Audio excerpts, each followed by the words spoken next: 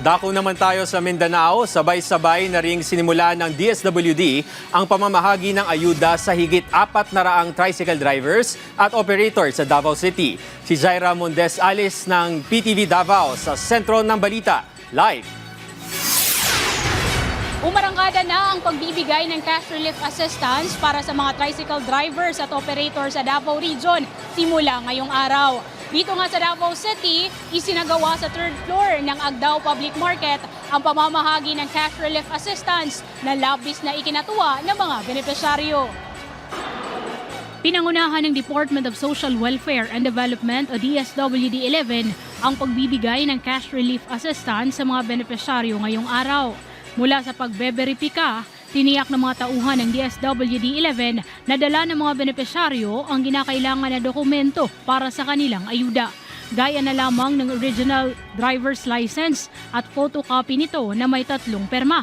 Kailangan din na personal at hindi otorisadong tao o proxy ang tumanggap ng ayuda.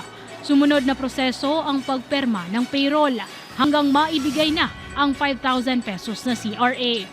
Ayon sa pamahalaan, ang CRA ay makatutulong sa patuloy na epekto ng pagtaas ng presyo ng produktong petrolyo sa bansa.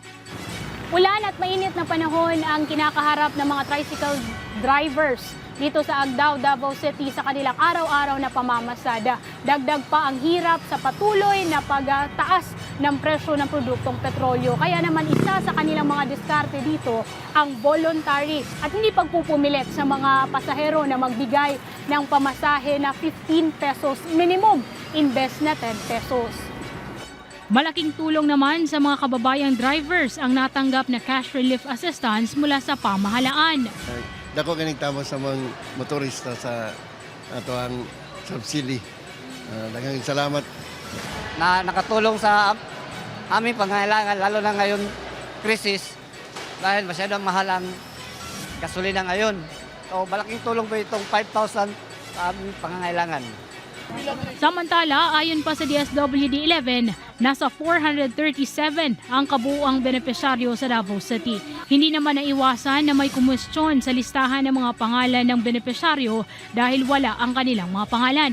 Paliwanag ni DSWD-11 Regional Director Ruelo Aradanas, ibinase lamang nila ang listahan sa binigay ng Davao City LGU sa kanila. Issue lang ni, kaya nga naman, 3 digits lang ang ipasa sa city.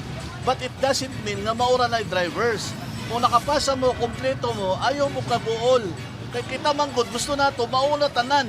Di pauna lang na ako ni, kaya para makita na ako kung unsang maayong kaya dili na mo kaya bayaran tanan. Kaya kulang mi sa tao.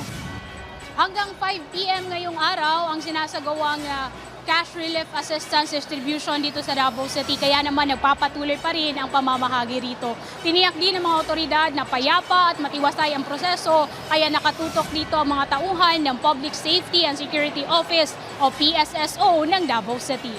Mula rito sa PTV Davao, Jaira Mondes para sa Pambansang TV sa Bagong Pilipinas. Maraming salamat, Jaira Mondes Alice ng PTV Davao.